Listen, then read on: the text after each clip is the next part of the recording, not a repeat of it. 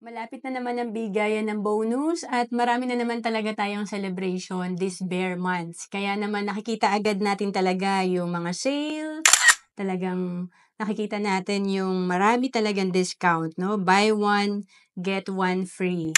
And sabi nga, plan for your money because other people are planning to take it from you. Kung wala tayong plano para sa ating 13th month bonus, ibang tao ang nagpaplano niyan para makuha yan, para matempt tayo na gumastos.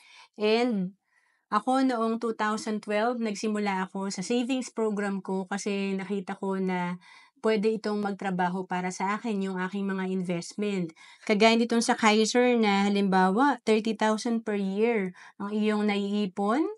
7 years to pay lang to. So ginawa mo for 7 years. Nag-start ka at the age of 30. And pag edad mo ng 60, meron kang 1.5 million.